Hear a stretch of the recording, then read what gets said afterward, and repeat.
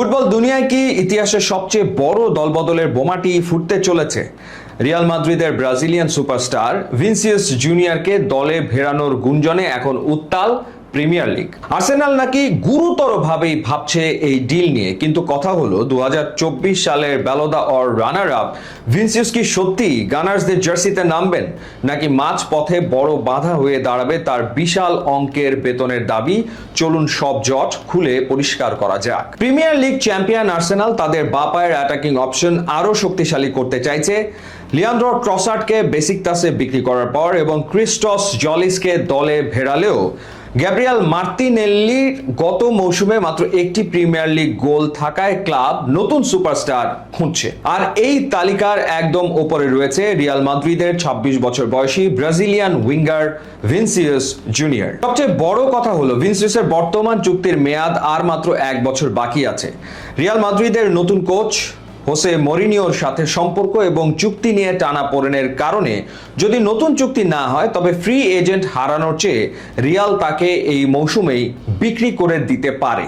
তবে এই ডিল বাস্তবে রূপ নেওয়া কি এতই সহজ? স্প্যানিশ ফুটবল বিশেষজ্ঞ টেরি গিবসনের তথ্য অনুযায়ী ভিনিসিয়াস বর্তমানে বছরে 15 মিলিয়ন ইউরো নেট বেতন পান। রিয়াল মাদ্রিদ তাকে বাড়িয়ে 20 মিলিয়ন অফার করলেও ভিনিসিয়াসের দাবি প্রায় 30 মিলিয়ন ইউরো। রিয়াল মাদ্রিদ এই অঙ্কে অনড় থাকায় তারা বিকল্প হিসেবে আরবি লাইপজিগ থেকে ইয়ান দিওমান্দেকে দলে নেওয়ার কথাও ভাবছে। এই বিশাল আর্থিক চাহিদার কারণে প্রিমিয়ার লিগের যে কোনো ক্লাবের পক্ষেই ভিনিসিয়াসকে এই বেতনে টানা প্রায় অসম্ভব একটি ব্যাপার।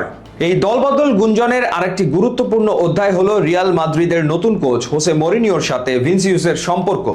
গত মৌসুমে মরিনোর বেনফিকার মিডফিল্ডার জিয়ানলুকা প্রেস্তিয়ান্নির বর্ণবাদী অপমানের শিকার হওয়ার পর ভিনিসিয়াসের সাথে মরিনিওর সম্পর্ক নিয়ে বেশ টানাপোড়েন তৈরি হয়েছিল।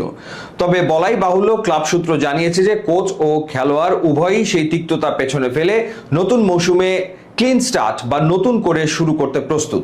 কিন্তু এর মধ্যেই যদি আর্সেনাল বা অন্য কোনো প্রিমিয়ার লিগ ক্লাব চুক্তি নবায়নের এই অনিশ্চয়তার সুযোগ নিয়ে মাঠে নামে, তবে রিয়াল মাদ্রিদের ডাগ আউটে ও বোর্ডে যে বড় ধরনের আলোড়ন সৃষ্টি হবে তাতে কোনো সন্দেহ নেই।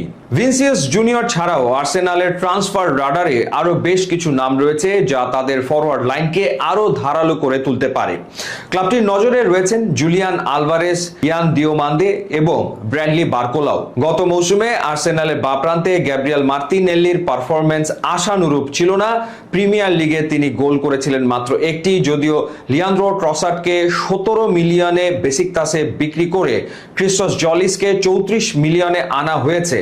তবুও ইউরোপের সেরাদের সাথে লড়াই করতে এবং প্রিমিয়ার লিগের মুকুট ধরে রাখতে গানার্সরা যে একজন বিশ্বমানের ম্যাচ উইনারের খোঁজে রয়েছে তা আর বলার অপেক্ষা রাখে না।